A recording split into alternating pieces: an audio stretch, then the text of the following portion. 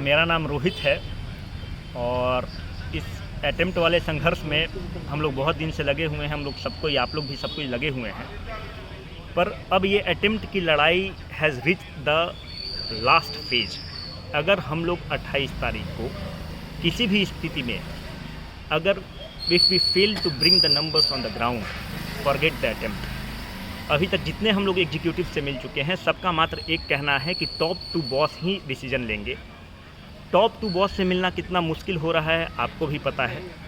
आपको भी पता है कि जब भगवान राम जब समुद्र के सामने बैठते हैं और समुद्र रास्ता नहीं देता है, तो उस केस में भगवान राम अपनी बाण निकालते हैं। तीन दिवस तक पंथ मांगते रह गए रघुपति सिंधु किनारे। उत्तर में जब एक नाद भी उठा नहीं सागर से, उठी अधीर धधक और उसकी आग राम की सर से। तो भगवान राम विनती करके थक जाते हैं, पर जब मजबूर होते हैं तो अपनी बाण निकालते हैं और बोलते हैं कि अब इस समुद्र को सोख लूँगा और अपना रास्ता बना लूँगा। और समुद्र को जब लगता है, जब भगवान राम अपनी ताकत दिखाते हैं, तो उनके पैर पर आकर गिरता है और रास्ता देता है।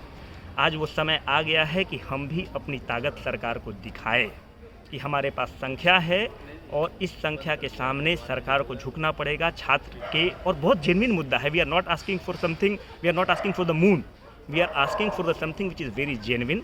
Even the Supreme Court has observed in its, अपने डायरेक्शंस दिया हुआ है, ऑब्जर्वेशन है सुप्रीम कोर्ट का कि इन बच्चों के साथ lenient व्यू रखना चाहिए। हम लोग जितने एग्जीक्यूटिव से मिलते हैं, उनका ये कहना होता है कि ठीक है, आपका डिमांड तो सही है, हम लोग कुछ करते हैं, देखते हैं, पर नोटिफिकेशन के रूप में नहीं आ रहा है और हम मजबूर हैं सड़क पर आने के लिए। And with the folded hands I request you, please come on the ground on 28 November. This is for your attempt. अगर आप नहीं आएंगे तो फॉरगेट द अटेम्प्ट। और we can not keep this movement long. बिना मतलब का हम लोग नहीं रख सकते हैं कि जीवन में और भी कुछ काम है, इसलिए आप लोग करें।